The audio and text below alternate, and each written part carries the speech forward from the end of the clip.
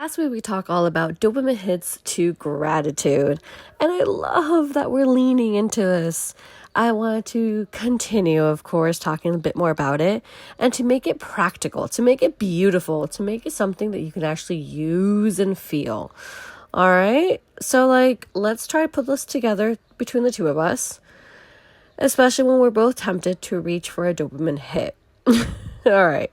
So, for example, the shift, like we were saying, the shift from dopamine hits to inner presence.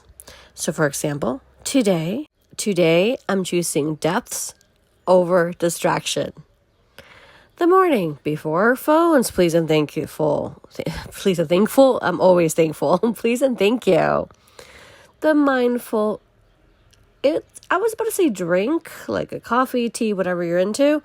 But actually before that, the mindful stretches. You know, when we were little, have you ever been around a baby?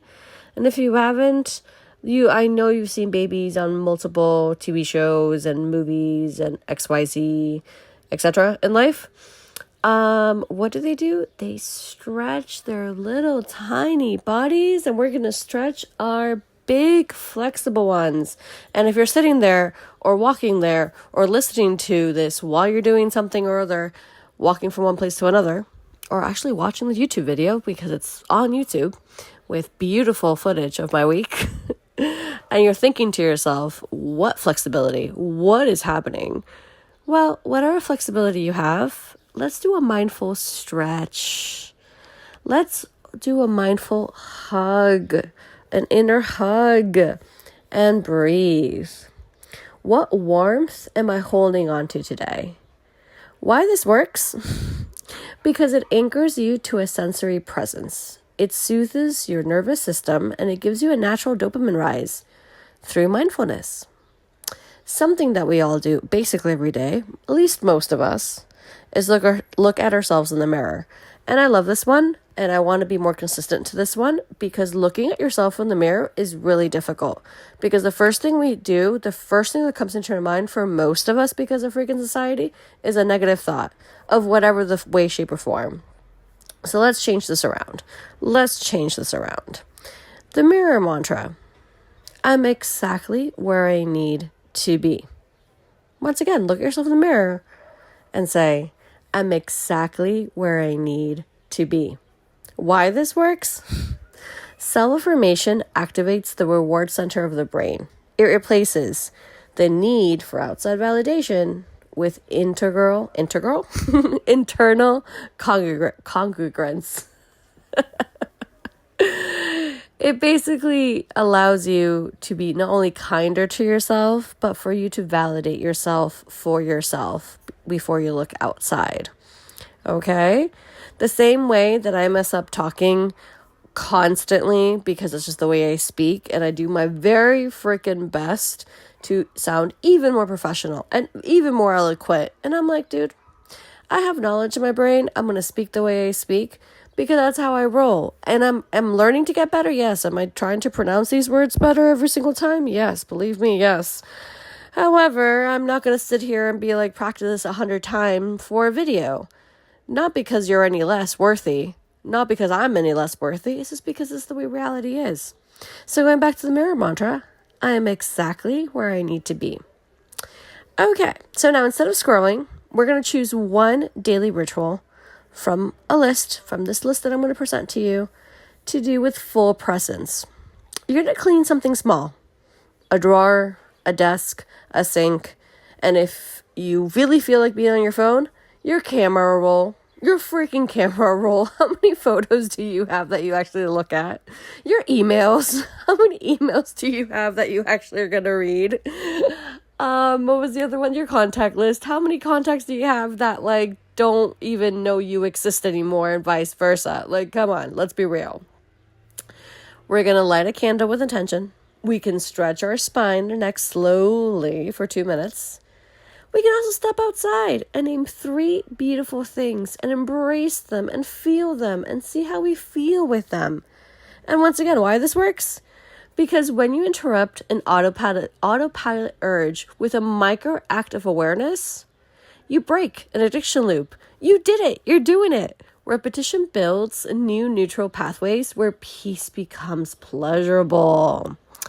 And of course, something that I'm definitely going into more and more, especially since my phone is my business, like for my company, my empire, my whole shebang over here, we're gonna, we have closing hours.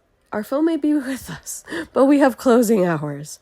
So a digital sunset, like cleanse, we gotta set a cut off time for screens. I've done this before and it's worked really well. You go back into it because you're like, oh, they tagged me. Oh, I forgot to comment on this. Oh, I really wanted to post that. Oh, let's see. You know what? We can see tomorrow, 10 o'clock in the morning, when we're back in the office. And if you're also thinking to yourself, 10 o'clock in the morning for the office, what are you? And I'm like, well, first of all, I live in Spain. I'm Spanish. So like, what do you want from me? This is our schedule.